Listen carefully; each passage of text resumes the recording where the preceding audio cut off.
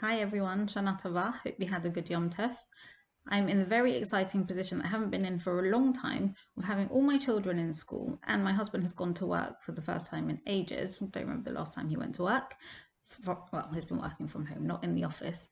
And I'm home alone with a lot of honey cake, which is very exciting. Apart from that, it's a fast day, so all I'm doing is thinking about honey cake and looking at honey cake, but trying not to eat the honey cake till a bit later.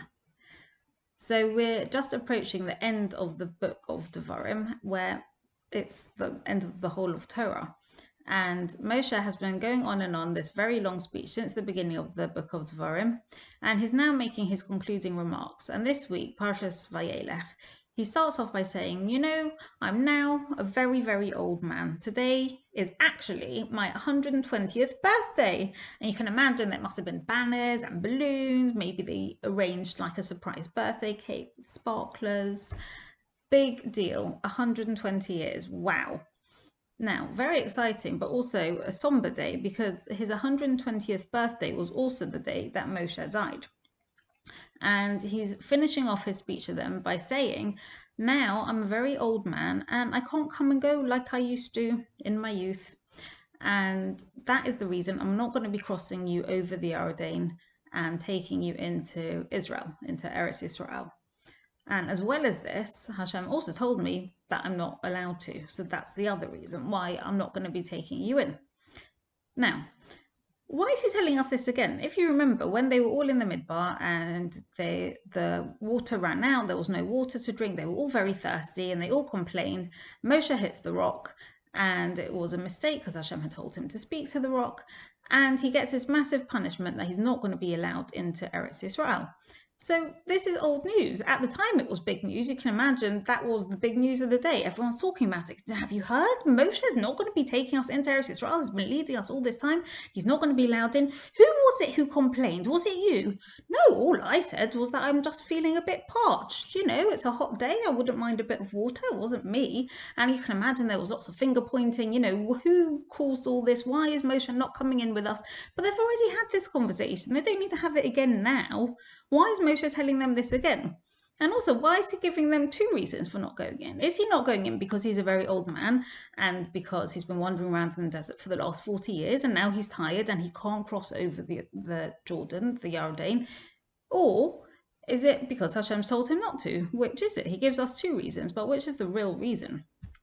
So I think Moshe is actually giving us a really important message for life here. Very often we have reasons that we're not doing things. And they might be legitimate reasons. You could have been saying for the last 10 years, in a few years' time, when I have a bit more time or a bit more energy or a bit more money, I'm going to do X, Y, Z. Or when my kids leave the house, I'm going to do X, Y, Z. Or when I get my next promotion, I'm going to do it. And we push off and push off things. And if anyone asks us, why aren't you doing it yet? You've been talking about it for so long. And we'll present them with a whole list of reasons. Well, I can't do it because of this and this and this and this.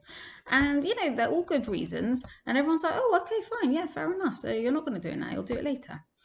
What's Moshe teaching us here? All of those reasons that you have for not doing things or not achieving things or not working on things or not changing things, they're kind of legitimate, but kind of they're a bit in your head. If you really put your mind to it, you can do anything. Why? Because the only reason you can't do something is because Hashem has told you that you can't do it. And that's what Moshe is saying. You could look at me and see a very old man and say, fine, fair enough. Obviously, he's not going to cross a river and go and conquer a land and fight all these wars. For us, he's old. He's 120. He's had a good life. Let him just be at peace now. But that's not the reason I'm not crossing over, really. The real reason is because Hashem's told me that I can't cross over. So we're now in this week between Rosh Hashanah and Yom Kippur. Rosh Hashanah was all about telling Hashem, I want you to be in charge. I want you to rule the world. You are my king. You are my father. You can do everything. And I want you to be running the show. And now, the next few days leading up to Yom Kippur, and Yom Kippur itself is all about saying, these are the things that I want to do. These are the changes that I want to make. I've looked back at my past. These are the areas that need improving on. These are the areas that I want to change. And I've got all these reasons why they're not changing. And, they always sound like good reasons.